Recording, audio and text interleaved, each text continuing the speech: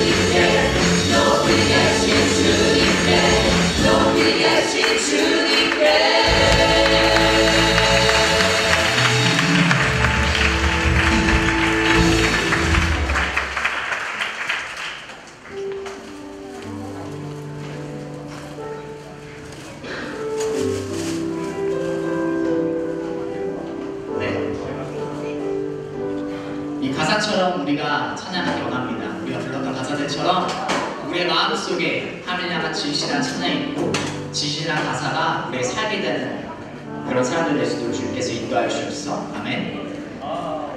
우리 이 시간 같이 선포하는 찬양할 건데요. 이 시간 가운데 온전히 주님만 영광 받으시기 바랍니다. 아멘. 주님께 영광 존귀 찬양 드려 우리 모두 전하리 그 위대하심을.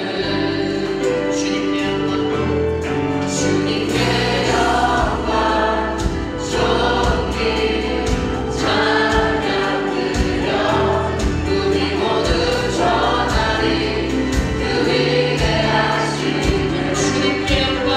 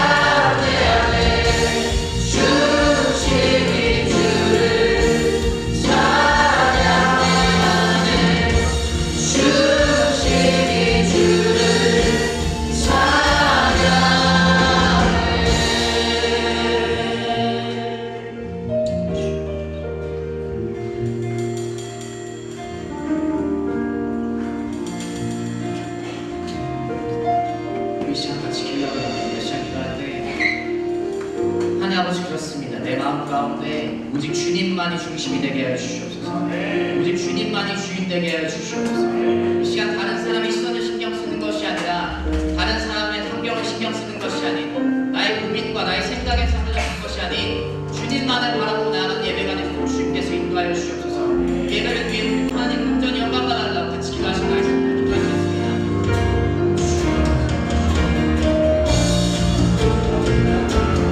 오늘 하나님께서 우리에게 주신 말씀은요, 에스더서 3장 1절부터 12절까지 말씀입니다. 에스더서 3장 1절부터 12절까지 말씀, 제가 한 절 여러분이 한 절이 교독하시고 마지막 12절 말씀은 함께 합독하도록 하겠습니다. 에스더서 3장 1절부터 12절까지 말씀입니다. 하나님의 말씀을 들으십시오.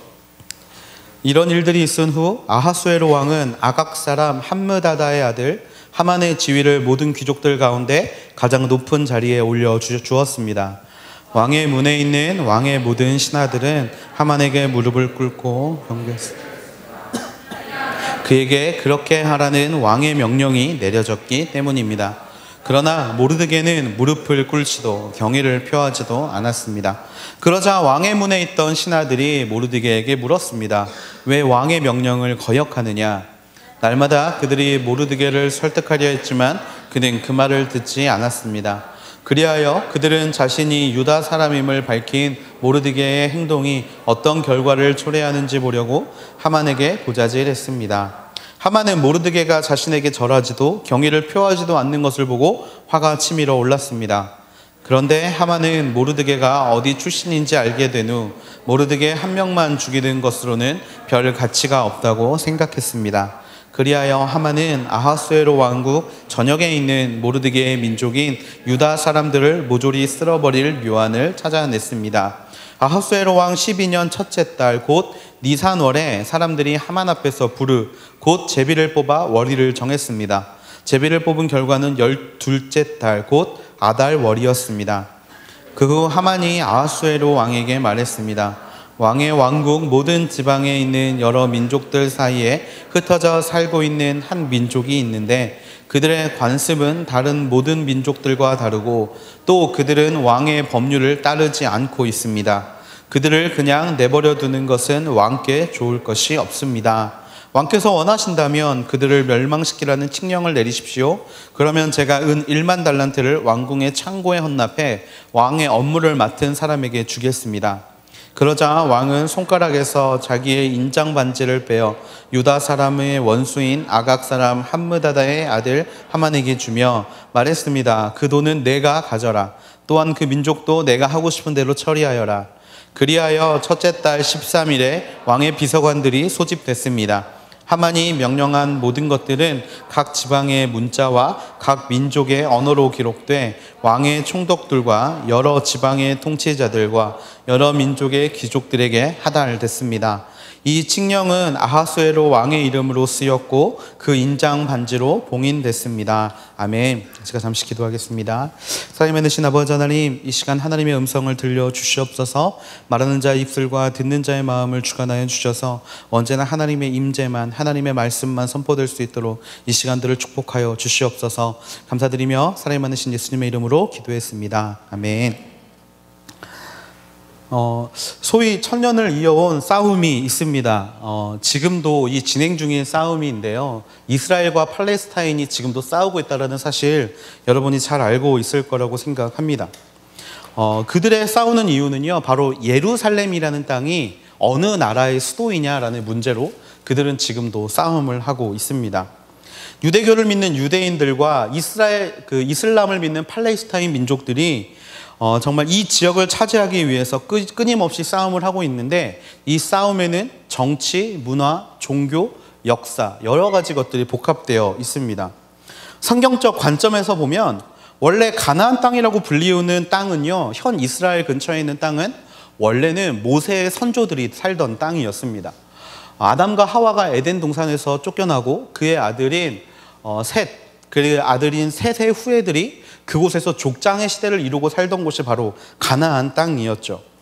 그런데 야곱 때쯤에 그 땅에 먹을 것이 없어져서 먹을 것이 풍부한 고센이란 땅으로 이스라엘 민족들이 이동을 하게 됩니다.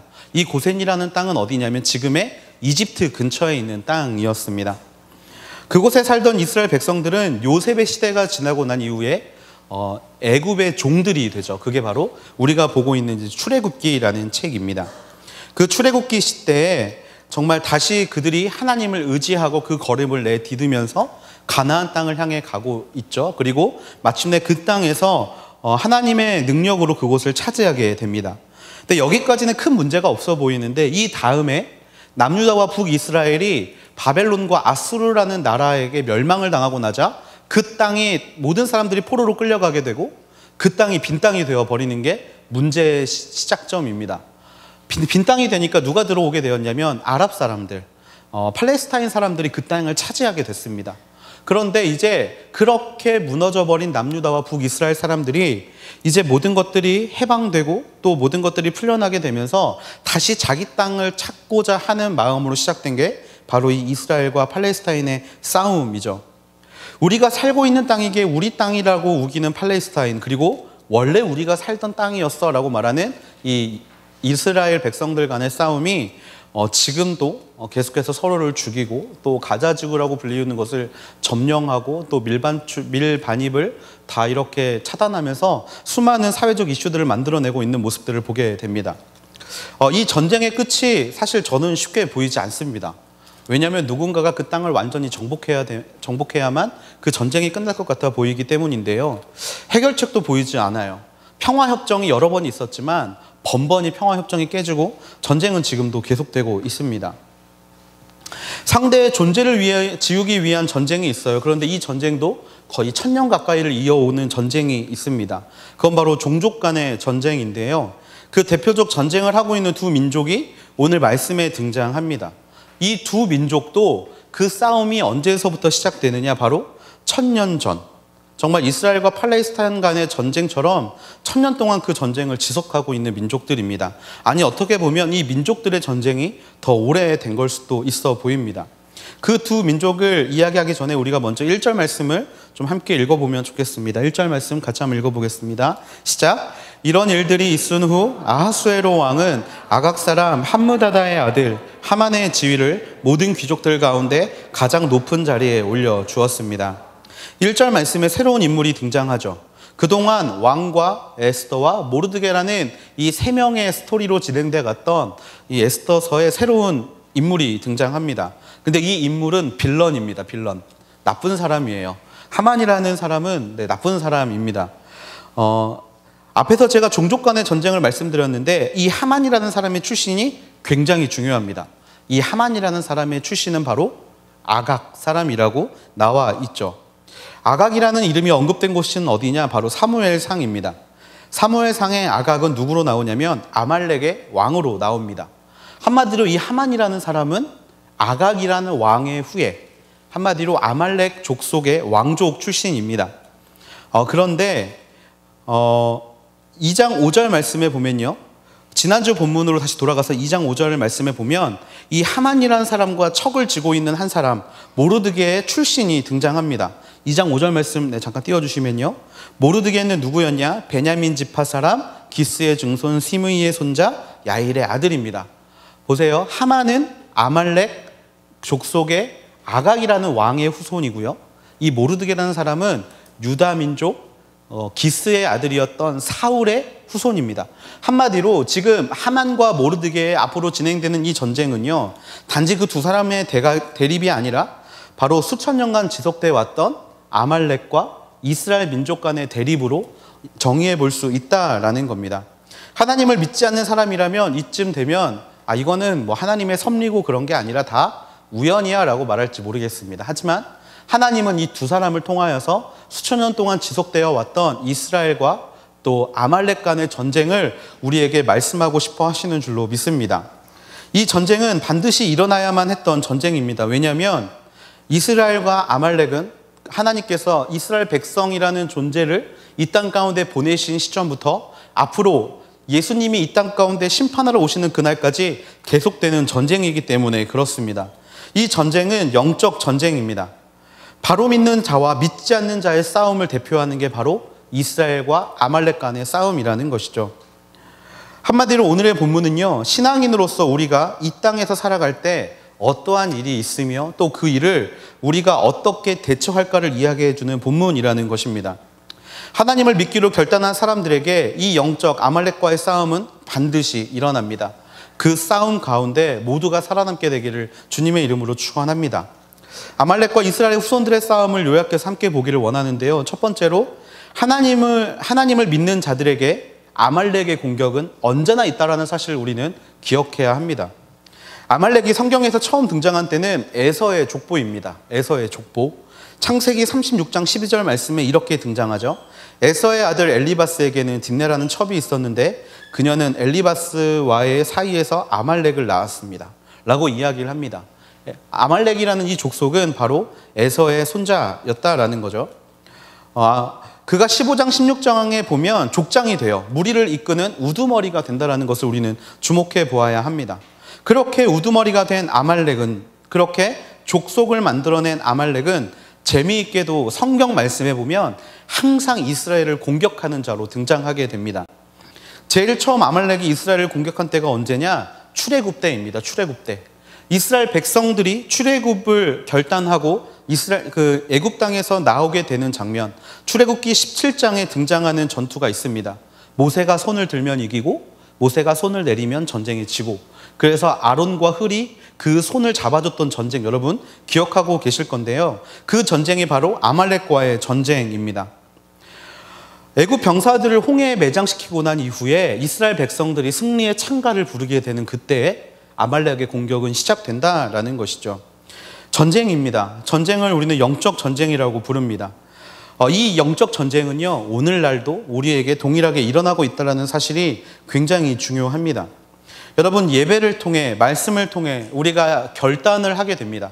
우리가 찬양을 부르다가 내 마음에 은혜가 있고 또 말씀을 읽다가 내 마음을 울리는 하나님의 음성이 있을 때 우리는 그 음성에 반응하게 됩니다. 그런데 여러분들, 그렇게 마음에 반응이 있을 때 어떤 마음이 드십니까? 이렇게 살면 안 되겠다라는 마음이 드실 줄로 믿습니다. 내가 이렇게 살면 안 돼. 하나님을 믿는다면서 나는 왜 이렇게 살고 있는 거지라는 질문들이 생각날 겁니다. 그런데 여러분, 그때 우리가 기억해야 될 것은 무엇이냐면 바로 그때 하나님이 여러분을 부르고 계시다는 사실입니다. 나의 행동과 생각들이 어느 날 갑자기 거슬릴 때가 있습니다. 내가 왜 이렇게 살고 있지? 이렇게 살지 않았으면 좋겠는데? 라는 마음이 들 때가 있다라는 것이죠. 그럴 때 여러분이 기억하셔야 될 것은요, 바로 그때 아말렉과의 전쟁이 시작된다라는 것입니다. 우리의 영이 반응하는 겁니다. 내 안에 성령님이 반응하는 겁니다. 그래, 어제까지 넌 그렇게 살았지만 이제 더 이상 그렇게 살지 말자. 내 안에 있는 속사람이, 내 안에 있는 영적 사람이 하나님께 반응하게 된다라는 겁니다. 야, 말씀에선 이렇게 살지 말라라고 이야기를 하는데 언제까지 그렇게 살아갈 거야 라고 우리의 마음에 이야기를 하고 있다라는 겁니다.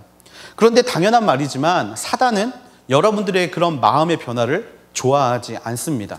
왜냐하면 여러분이 변화하면 하나님의 자녀가 되기 때문에 옛사람의 모습으로 여러분들을 묶어놓고 싶어 한다라는 것이죠.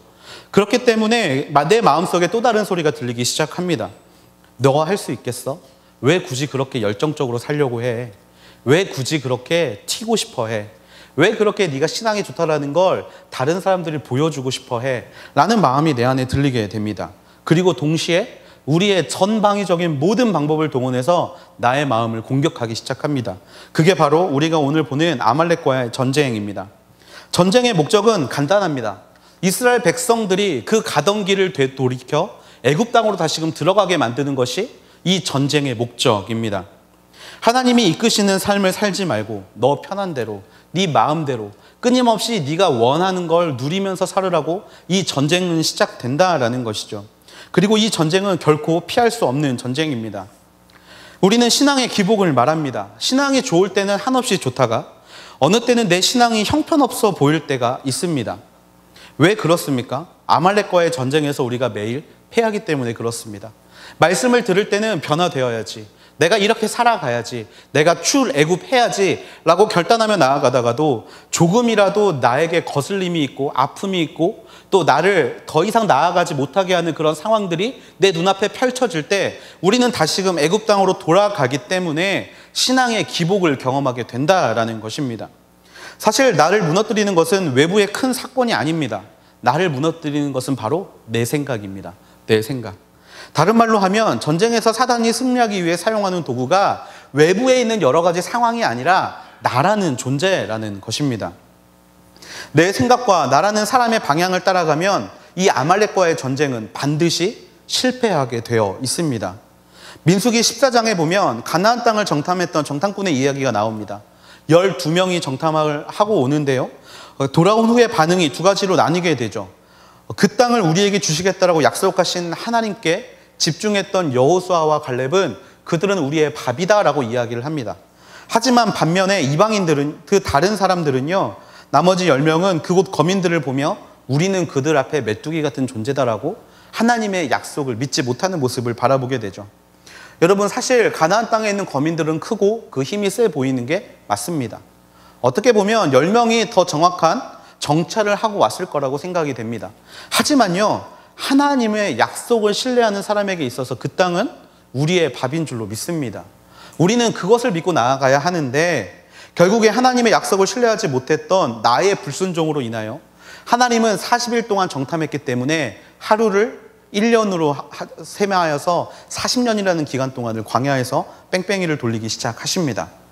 이스라엘은 그 이야기를 듣고 하나님 죄송합니다. 우리가 잘못했습니다. 정복하겠습니다 라고 나아가지만 그때 또 우리의 앞길을 막았던 족속이 누구였냐? 바로 아말렉 족속이었다라는 거예요. 결국에 나로 인해 무너진 곳을 공격하는 것이 사단이라면 그 사단이 사용하는 족속이 바로 아말렉 족속이라는 것입니다. 하나님을 향한 신뢰를 스스로 무너뜨려버린 나의 마음에 아말렉은 반드시 공격하게 되어 있습니다. 그리고 그런 아말렉과의 전쟁에서 승리하기 위해서 하나님은 우리에게 방법을 알려주셨죠. 출애굽기 17장 11절에서 13절 말씀입니다. 같이 한번 읽어볼게요. 출애굽기 17장 시작. 그런데 모세가 손을 높이 들고 있는 동안은 이스라엘이 이기고 모세가 손을 내리면 아말렉이 이기는 것이었습니다. 그러다가 모세의 손이 피곤해지자 아론과 훌은 돌을 가져다가 모세의 아래에 두고 그를 앉게 했습니다. 그러고는 아론과 훌 가운데 한 사람은 이쪽에서 한 사람은 저쪽에서 모세의 손을 들어주어 해질 때까지 그의 손이 그대로 있도록 했습니다. 이렇게 해서 여호수아는 아말렉과 그 백성들을 칼로 무찔렀습니다. 아멘. 전쟁의 승리를 위해서 하나님이 우리에게 주신 방법, 그것은 무엇이냐? 우리의 손을 우리의 힘이 닿을 때까지 하늘을 향해 들으라라는 것입니다. 이 전쟁의 승리가 어디 있는가를 보여주는 것이 바로 여기에서 말씀하시는 손입니다. 우리의 영적 전쟁은 손을 높이 든 하늘에 계신 하나님께 있는 줄로 믿습니다. 여러분의 영적 전쟁이 일어나는 그 순간 가운데 영적으로 둔감한 사람들은 그것이 전쟁인 줄 모릅니다. 다시금 나를 애굽으로 돌아가게 하는 발걸음인지 전혀 인식하지 못합니다. 하지만 하나님 앞에 민감한 사람들이라면 그 상황 가운데 내가 해야 할 일이 무엇인지 너무나 명확하게 말씀은 우리에게 전하고 있다라는 것이죠. 무엇을 해야 합니까? 손을 높이 들어야 합니다. 내 힘으로 그 손을 높이 들 수 없다라면 아론과 훌이라는 동역자들과 함께 그 손이 떨어지지 않도록 높게 들어야 한다라는 것입니다. 내 안에서 벌어지는 옛사람과 새사람의 싸움, 우리는 그 문제를 우리의 싸움이라고 생각하기 쉽습니다. 어떤 사람은 그 싸움을 노력으로 이겨보려고 합니다. 그래, 내가 주일에 결단했으니까, 내가 주일에 이렇게 살지 말자고 결단했으니까 한번 그렇게 살아보려고 발버둥이라도 쳐보자 라고 생각하기도 합니다. 그런데 미안하지만요, 내 아이 힘으로 나를 바꾸는 건 절대 불가능합니다. 여러분들 20수년 동안 그렇게 살아오셨잖아요. 여러분 지금까지 항상 그렇게 살아왔는데 변화가 되던가요? 절대 변화되지 않죠. 작심 3일이면 그나마 낫죠. 작심 1일, 하루만 지나면 어제 내가 결단했던 건 온데간도 없이 사라져버리는 모습들 우리는 많이 보지 않습니까? 그 전쟁은 오직 하나님께 맡길 때만 이길 수 있음을 믿습니다. 여러분 안에 사인이 왔다라면, 하나님이 여러분이 변화되고자 원하시는 하나님의 사인이 여러분 안에 찾아왔다라면 내가 그것들을 이겨보려고 발버둥 치는 것이 아니라 그 모든 상황을 하나님께 내어 맡길 수 있는 저와 여러분이 되기를 기도합니다. 이렇게 기도하십시오. 하나님, 나는 할 수 없습니다. 하나님, 나는 나를 믿을 수 없습니다. 내가 결단했다고 하는 이 모든 시간 내가 믿을 수 없습니다. 그러니까 내 안에 사시는 분이 예수님이시라면 하나님이 나를 이 전쟁에 승리할 수 있도록 이끌어 주십시오 라고 그렇게 고백할 수 있는 우리가 되기를 소망합니다. 그것이 바로 믿음의 선포라는 것입니다. 내가 할 수 없지만 하나님은 하실 수 있다. 이 전쟁이 나에게 달려있다면 모세는 칼을 들고 전장으로 뛰쳐나갔어야 할 것입니다. 하지만 모세가 했던 것은요, 그 손을 하늘을 향해 들었다라는 거예요. 믿음의 선포를 통해 승리를 경험하게 하시는 하나님을 모세는 믿었기 때문에, 그리고 그것이 전쟁을 이길 수 있는 유일한 길임을 모세는 알고 있었기 때문에 그렇게 하늘을 향해 손을 뻗었습니다. 매 순간 기도하면서 영적 전쟁을 이겨갈 수 있는 우리 하늘대학교가 되기를 주님의 이름으로 축원합니다. 아말렉의 공격은 반드시 찾아오게 되어 있습니다. 그리고 그 공격은 우리를 옛사람으로 돌아가게 할 것입니다. 그때마다 넘어지고 기복을 경험하는 인생들이 아니라 언제나 예수님과 함께 그 전쟁의 승자가 될 수 있는 우리 모두가 되기를 주님의 이름으로 축원합니다. 이 아말렉과의 전쟁을 통해 우리에게 주시는 두 번째 메시지는 무엇이냐면요, 전쟁은 단번에 끝내야 한다라는 것입니다. 출애굽 과정에서 아말렉이 하나님을 믿고 나아가는 백성들의 앞길을 가로막자 하나님은 굉장히 노하셨습니다. 출애굽기 17장 14절에 보면요, 여호와께서 모세에게 이렇게 말씀하시는 것들을 보게 되는데요, 이것을 책에 써서 기념이 되게 하고 여호수아로 하여금 듣게 하여라. 내가 하늘 아래서 아말렉에 대한 기억을 모조리 없애버릴 것이다. 이스라엘이 결단하고 하나님께 나아가는데 그들 앞에 걸림돌이 된 아말렉이라는 족속을 하나님은 없애버리실 거라고 약속하셨습니다. 다른 말로 이야기를 하면 믿는 사람들을 넘어뜨리게 하는 모든 괴계를 가진 사람들은 반드시 멸망할 거라고 하나님이 말씀하셨다라는 것이죠. 그리고 그들을 완전히 진멸하기 위해서 하나님은 또 한 명의 하나님이 택하신 백성을 세웁니다. 그게 누구냐? 바로 사울입니다. 사울. 사무엘상 15장 2절에서 3절에 보면요, 사무엘이 사울에게 다가가서 여호와의 말씀을 전합니다. 이스라엘 백성들이 이집트에서 올라올 때 아말렉이 이스라엘에게 한 일을 하나님께서 기억하고 계시고 그 일로 말미암아 모든 아말렉을 이번 기회에 진멸하십시오 라고 이야기를 합니다. 그리고 그들을 완전히 없애버리라고, 어린아이, 젖먹는 아이, 소와 양, 낙타와 나귀들까지 모두 죽이라고 말씀을 하십니다. 17장 14절, 출애굽기 17장 14절의 말씀을 하나님은 사울의 시대에 완성시키고 싶어 하셨어요. 그런데 무슨 일이 일어납니까? 사울이 하나님의 말씀에 순종하지 않습니다. 아각이라는 왕을 살려서 데려오죠. 그리고 그가 가지고 있던 수많은 가축들을 데리고 옵니다. 모든 것을 없애지 않았습니다. 단번에 끝낼 수 있는 전쟁을 단번에 끝내지 못했죠. 그 결과는 어떻습니까?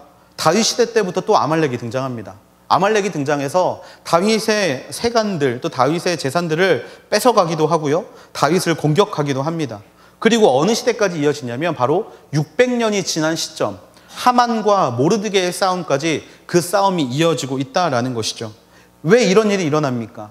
전쟁을 한 번에 끝내지 못했기 때문에 그렇습니다. 전쟁을 한 번에 끝냈어야 되는데 그 마음 가운데 여러 가지 생각이 그를 사로잡고 방해했기 때문에 그가 그 전쟁을 한 번에 끝내지 못했다라는 것입니다. 하나님이 우리에게 요구하시는 것은요, 천천히 한 걸음씩 계획을 짜서 전쟁에 나아가는 것을 절대로 원하지 않으십니다. 하나님은 한 번도 사람에게 준비하고 전쟁을 나아가라고 말씀하신 적이 한 번도 없습니다. 앞에서도 말했지만 전쟁은 하나님께 속한 것입니다. 계획을 하는 것은, 준비를 하는 것은 누구를 위해 하는 것입니까? 나를 위해 하는 것입니다. 하지만 그 전쟁이 하나님께 속해 있다라면 하나님을 믿고 그 걸음을 단번에 내딛는 게 믿는 자로서의 삶이라는 것이죠. 우리 안에 하나님이 굉장히 힘들어하시는 마음이 있습니다. 그것은 무엇이냐면 사람이 어떻게 하루아침에 변해라는 마음입니다.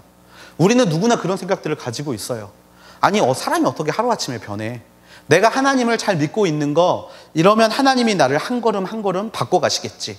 어떤 사람은 정말 신학책을 많이 읽어봐서 성화라는 단어로 이런 자신을 포장하기도 합니다. 나는 매일매일 한 걸음씩 하나님께 다가가고 있어. 그런데요, 그건 여러분 정말 안 좋은 생각입니다. 하나님을 믿으면요, 하루아침에 내가 바뀌게 될 줄로 믿습니다. 여러분이 습관적으로 짓고 있는 죄악들도요, 지금 당장 끊어버리지 못할 것 같아 보이지만 하나님이 임재하시면 그 모든 전쟁은 단번에 끝내야 할 줄로 믿습니다. 말씀을 들었을 때 찔림이 있어요. 그래서 변화해 보려고 살아가는데 내가 끊지 못할 것 같은 게 있습니다. 그래도 이거는 포기 못하겠는데? 내려놓음이라는 설교를 들었는데 그래도 내가 이것만은 내려놓지 못하겠는데? 하나님 조금만 시간을 주세요. 하나님 조금만 나를 기다려주세요 라고 우리는 기도를 합니다. 천천히 하루하루 변하면 되지. 그러면 하나님도 기뻐하실 거야 라고 생각을 합니다. 좋습니다. 그런데 다시 한번 여러분에게 물어보겠습니다. 그렇게 살아왔던 여러분의 모습이 그 죄악을 단번에 끊어버릴 수 있으셨습니까? 절대 안 됩니다. 여러분, 담배를 끊는 가장 확실한 방법은요, 하루아침에 그 담배를 쳐다보지도 않는 겁니다. 오늘은 내가 정말 두 갑을 폈으니까 내일부터는 이제 하루에 한 개씩 줄어가면 한 달이면 정말 30개를 줄일 수 있겠지라고 생각을 합니다. 여러분, 이거는 뭐랑 똑같냐면요, 수능 100일이 남았으니까 하루에 1점씩만 올리면 수능 볼 때 정말 100점을 올릴 수 있을 거라고 생각하는 거랑 똑같습니다. 절대 변하지 않습니다. 끊으려면 단번에 끊어야 합니다. 때로는 그게 우리에게 도움이 될 거라고 생각할 수도 있습니다. 사울이 왜 아각을 살려뒀겠습니까? 아말렉이라는 나라의 왕이기 때문에 혹시 나에게 도움이 될 수 있지 않을까? 내 이름을 드높이는 데 도움이 될 수 있지 않을까라고 살려두었을 수도 있습니다. 이 정도는 괜찮겠지라고 생각할 때도 있어요. 여러분이 직장생활과 사회생활을 할 때 가장 처음 접하게 되는 문제가 술에 관한 문제일 걸로 생각합니다. 여러분, 그때 여러분이 가지고 있는 굉장한 다양한 생각들이 있을 거라고 생각해요. 야, 술 한잔 하는 게 뭐가 그렇게 큰 죄야. 괜찮아. 그냥 사회생활 할 때 술이라는 건 윤활유로서 쓰는 거지 내가 죄 짓기 위해서 마시는 게 아니야 라고 정말 자기를 위로하는 많은 친구들을 제가 보았습니다. 여러분, 그런데요, 술 한잔 하는 것이 도움이 될 때가 있을 것 같지 않습니까? 그런데 여러분, 결코 그렇지 않을 때가, 하나님이 그렇지 않은 사람들에게 더욱더 큰 축복을 부어주실 줄로 믿습니다. 마음을 단번에 끊어버려야 합니다. 이 정도는 괜찮겠지. 이 정도는 괜찮겠지. 이 정도는 괜찮겠지가 아니라 하나님께서 하지 말고 그것이 나의 마음에 부담이 될 때 그것을 단번에 끊어버려야 한다라는 거예요. 타협한 인물들은요, 결단코 하나님이 정말 완벽하게 사용하지 못함을 여러분 기억하셔야 합니다. 성경 말씀에 어떤 인물이 타협함으로 살아갈 때 하나님이 그 인물을 사용하셨습니까? 그런 사람은 아무도 없었습니다. 요셉이 보디발의 아내에게 타협을 했습니까? 하지 않았습니다. 또 여러분, 다니엘이 고기를 주는 그 환관장에게 타협했습니까? 타협하지 않았습니다.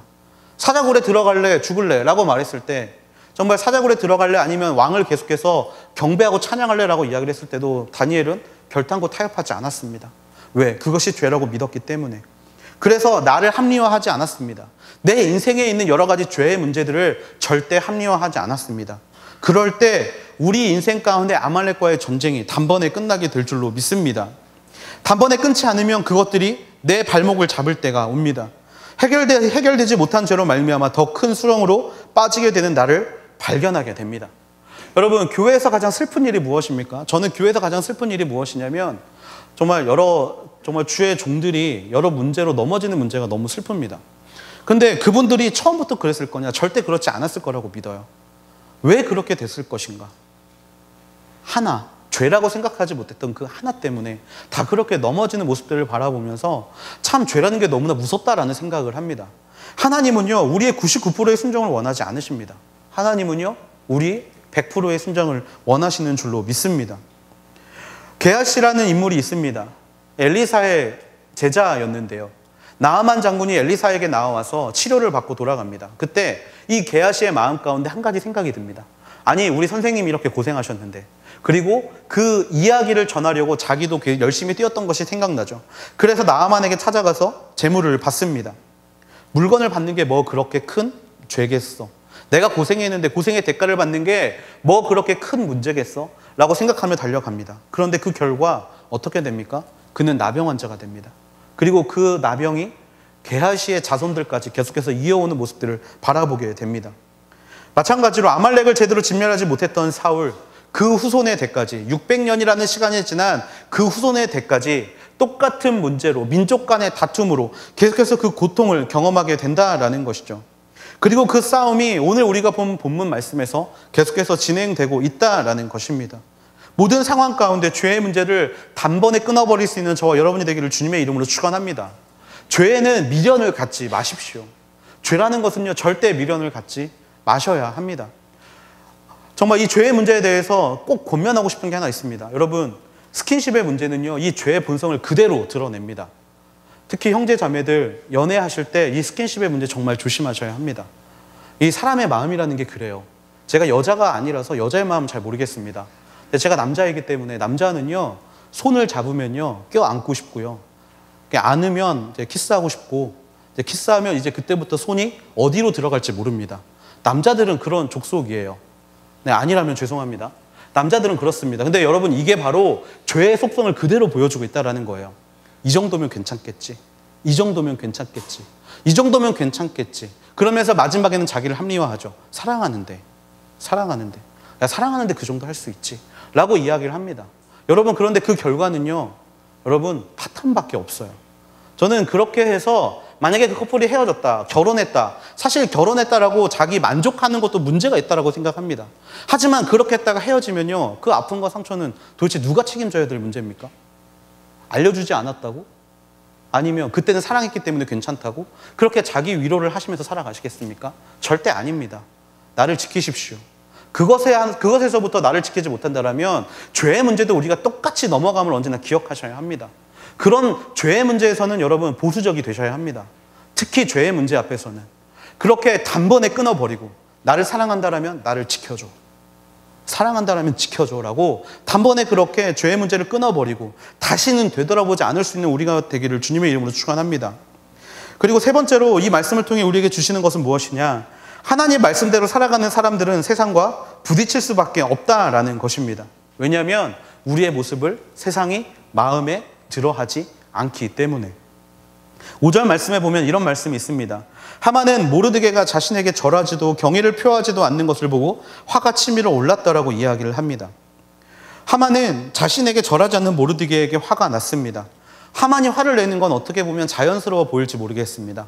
왕이 인정해 준 사람인데, 왕이 그렇게 하라고 명령한 사람인데 왜 쟤는 나에게 절하지 않아? 정말 왕의 명령을 쟤는 따르지 않는구나 라고 화를 내는 게 자연스러워 보일 수도 있습니다. 그런데 모르드게에게 있어서 이 일은요, 왕의 명령이라고 해도 절대 따를 수 없는 일이었습니다. 왜냐하면 하만에게 절하는 행위는요, 인간을 신으로 숭배하는 것을 인정한다는 행위이기 때문에 그렇습니다. 여러분, 10계명 제1계명과 제2계명, 하나님 외에 다른 신들에게 절하지 말라. 이것들을 모르드게는 항상 기억하고 있다라는 것이죠. 페르시아 왕은요, 사람에게 신처럼 여겨졌습니다. 지난주에 제가 크세르크스 왕을 여러분에게 보여드렸는데, 사람들은 그 왕을 신으로 여겼어요. 그리고 그 왕이 또 인정한 또 하나의 신이 누구냐? 바로 하만이었다라는 겁니다. 그렇기 때문에 모르드게는 절대 그 앞에서 절을 하거나 경의를 표할 수 없었습니다. 여기서 우리가 오해하지 말아야 될 것이 하나 있는데요. 모르드게가 한 이 행동은요, 세상의 권위와 맞서 싸우는 행동이 절대 아닙니다.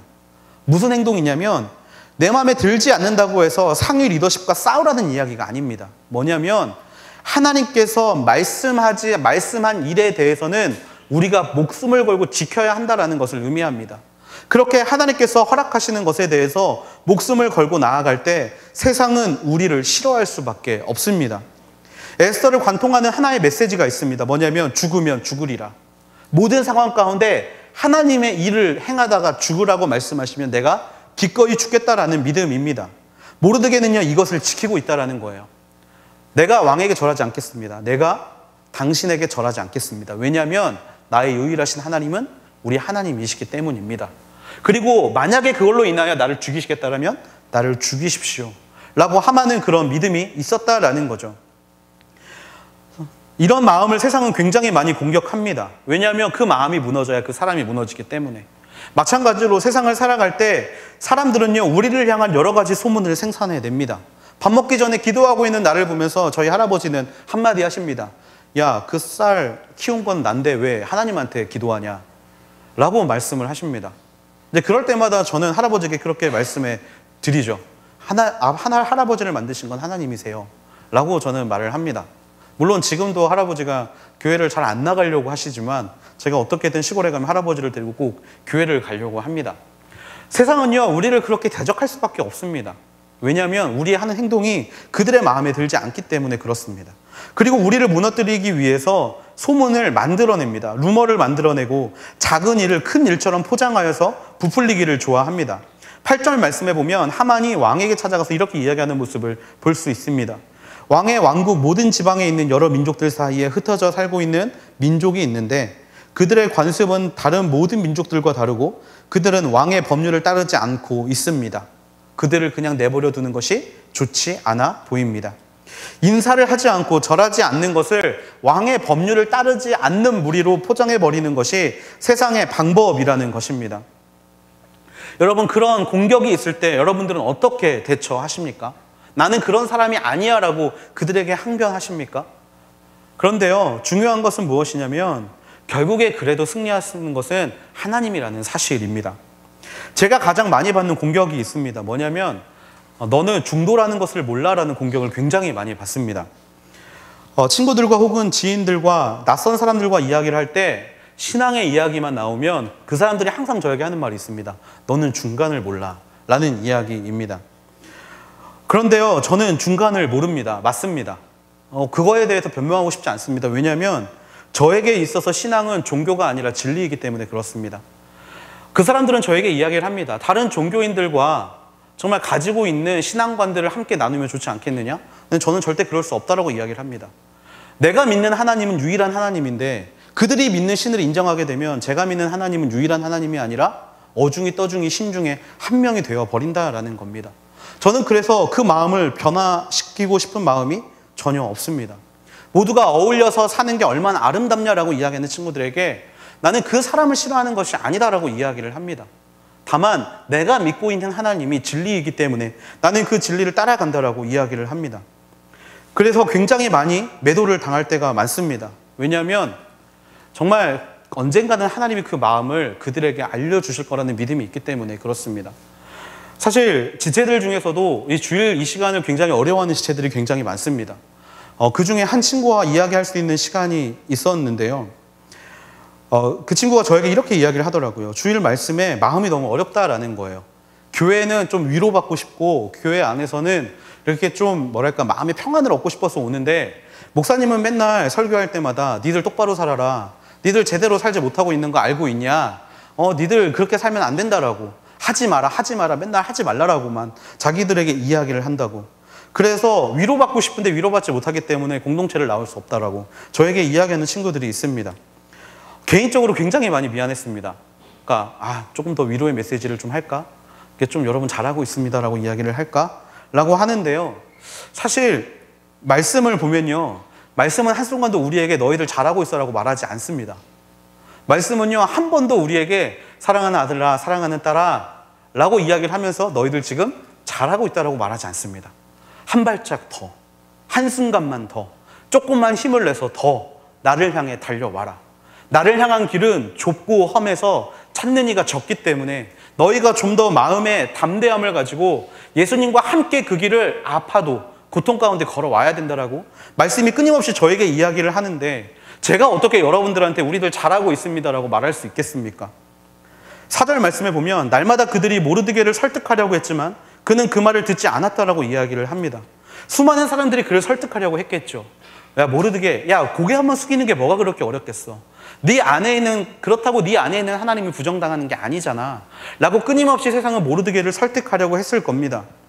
이쯤에서 모르드게가 뜻을 굽힐 만도 했습니다. 하만에게 이 정도로 개긴 사람이 없었는데 그래 너는 이 정도 개겼으니까 됐다. 내가 이 정도 했으면 그래 이쯤 했으면 됐다 라고 생각할 만도 했습니다. 하지만요 그렇게 하지 않았어요. 왜냐하면 하나님을 믿는 삶이라는 것은 그 삶의 고난까지도 받아들일 만한 생각을 하고 있는 삶이기 때문에 그는 절대 타협하지 않았다라는 것입니다. 여러분의 신앙 앞에서 들려오는 많은 소문과 고난에 굴하지 않게 되기를 주님의 이름으로 축원합니다. 그런 소문과 고난의 모든 길들이 여러분의 인생을 대신 살아주는 것이 아니라 그런 소문과 아픔들은 우리들을 파탄시키는 사단의 전략임을 기억하실 수 있게 되기를 바랍니다. 물론 저도 소문에서 자유롭지 못할 때가 많아요. 그런 친구들과 이야기를 하고 돌아오면요 마음이 어렵습니다. 그러면 이제 전도사님을 불러다가 한마디를 하죠. 내가 그렇게 이상한 사람처럼 보이냐고 그렇게 물어봅니다. 제가 어떻게 바꾸면 좋겠냐고 이렇게 물어봅니다. 물론 저도 완전히 자유롭지는 못합니다. 그런데요 하나님이 그때마다 저한테 주시는 말씀이 뭐냐면요 네가 내 앞에서 정직하다라면 소문보다 나를 바라볼 수 있게 되면 좋겠다라고 항상 하나님이 저에게 말씀해 주시는 것들을 경험하게 됩니다. 내 신앙이 중요하다라는 것이죠. 8절 말씀에 다시 한번 보면 하만이 아하수에르 왕에게 이렇게 이야기를 합니다. 그들을 그냥 내버려 두는 것은 왕께 좋을 것이 없습니다라고 이야기를 합니다. 그런 신앙을 지키는 자를 향하여 세상은 이상한 사람이라고 이야기를 합니다. 세상에 정착하지 못하는 사람이라고 이야기를 하고요. 또 그들이 세상에 도움이 안 되고 유익이 되지 못하는 사람이라고 이야기합니다. 그런데 여러분, 우리가 이 말씀을 보면 알 수 있는 게요. 2장 하반절에 보면 왕을 구해낸 사람이 모르드게라는 사실을 우리는 알고 있습니다. 그렇게 도움이 안 되는 사람처럼 보였던 유대 민족들은요, 아하수에로 왕을 가장 기쁘게 했던 에스더였고요. 또 그 민족들이 그곳 가운데 하나님의 살아계심을 증거하면서 정말 그들의 민족의 유익함을 줬던 게 바로 기독교임을 믿는 사람이었음을 우리는 기억해야 합니다. 세상의 눈으로 보기에는 가치도 없고 존경함도 없는 것 같지만 사실은 주변에 기쁨을 주고 유익을 주는 존재가 바로 우리라는 사실을 기억하셔야 합니다. 그 사실을 우리가 기억한다라면 세상의 소문과 또 세상의 모든 루머들이 우리에게 아무런 영향을 미칠 수 없음을 우리는 확신할 수 있을 줄로 믿습니다. 우리가 그렇게 살아갈 수 있는 이유는 무엇입니까? 창세기 12장에 하나님이 우리에게 주신 약속 때문에 그렇습니다. 너는 복의 근원이 될지라. 하나님을 믿는 것이 세상은 이상하다라고 이야기를 하지만 우리를 통하여 복이 시작되는 줄로 믿습니다. 다니엘 12장 3절에 보면 이런 말씀이 있어요. 지혜로운 사람은 하늘이 밝게 빛나는 것처럼 빛날 것이고 많은 사람들을 의로 이끄는 사람은 별처럼 영원히 빛날 것이다. 우리가 하나님의 말씀대로 세상의 소문과 여러 루머와 이런 것들을 굴하지 않고 많은 사람들을 하나님이 기뻐하시는 방향대로 이끌 수만 있다면 하나님은 우리를 통해 영원히 꺼지지 않는 빛을 세상 가운데 드러내신다라는 것입니다. 그 사실이 우리를 위로하지 않습니까? 그 사실이 모르드게를 위로했고 유대민족을 위로했기 때문에 그들은 하나님 앞에 담대할 수 있었고 그들은 죽으면 죽으리라는 외침을 가지고 아말렉과의 전쟁 가운데 승리를 할 수 있었음을 믿습니다. 그 사실을 언제나 기억할 수 있는 우리 모두가 되기를 주님의 이름으로 축원합니다. 결국에 하만을 통해 하나님이 이루고자 하시는 섭리는 무엇이냐면 네가 죽음 앞에서도 나를 믿을 수 있겠느냐, 네가 죽음 앞에서도 결국에 나라는 존재에 대한 확신한 신뢰를 가지고 내 앞에 나올 수 있었겠느냐라는 질문을 우리에게 던지고 계시다는 사실을 우리는 기억해야 합니다. 세상이 우리를 모른다고 하고 세상은 우리를 넘어뜨리려고 하지만 하나님은 당신의 그 손에 나의 이름을 새기신 줄로 믿습니다. 그렇다면 우리가 하나님 앞에 어떻게 나아가야겠습니까? 우리의 인생을 출애굽시켜 주신 하나님 앞에 우리는 결코 돌아서지 않겠다라는 고백과 함께 아말렉과의 전쟁에서 승리해야 할 줄로 믿습니다. 또한 우리의 모든 상황 가운데 끊어버리기 힘든 죄악 앞에서도 단번에 그것을 끊어버림으로 인하여 그 뒤에 펼쳐지는 하나님의 역사를 바라볼 수 있는 우리가 되어야 할 줄로 믿습니다. 그리고 세상이 우리를 너무나 힘들게 하고 세상이 우리를 싫어하고 어렵다라고 이야기한다 할지라도 그 안에서 복의 근원으로 살아가며 언제나 아말렉과의 전쟁 때문에 힘들어하고 있는 자들을 옆에 서서 아론과 훌처럼 그 손을 잡아줘야 하는 것이 우리가 되어야 할 줄로 믿습니다. 오늘 하나님이 그 인생으로 저 여러분을 부르시는 줄로 믿습니다. 그 모든 것은 하나님의 섭리 안에 있는 일입니다. 하나님의 이끄심 안에 있는 일이고요, 하나님의 인도하심 안에 있는 일인 줄로 믿습니다. 하나님은 살아 계십니다.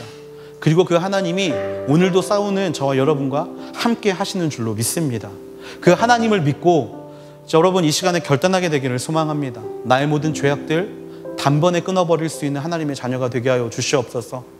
정말 나의 신앙의 문제 앞에서 아말렉, 나를 공격하는 영적 아말렉을 물리칠 수 있는 하나님의 자녀가 되게 하여 주시옵소서.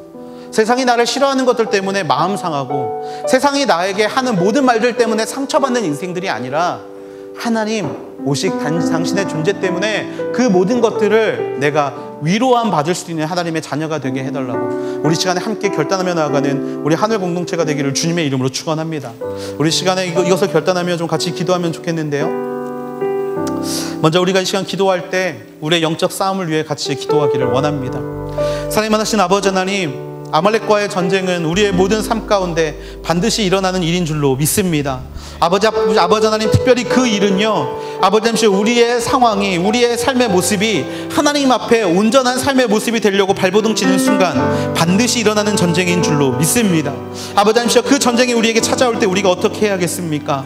아버지, 나를 의지하지 않는 자가 되게 하여 주시옵소서. 온전히 그 순간 가운데 하나님만 의지하는 하나님의 자녀가 되게 하여 주시옵소서. 나의 모든 생각과 계획과 힘과 능력 내려놓게 하시고 오직 하나님만 의지하며 그 모든 아말렉과의 전쟁의 시간을 이겨갈 수 있는 하나님의 귀한 자녀가 되게 하여 주시옵소서. 아버지, 아말렉은 끊임없이 우리가 애굽 땅으로 돌아가기를 원합니다.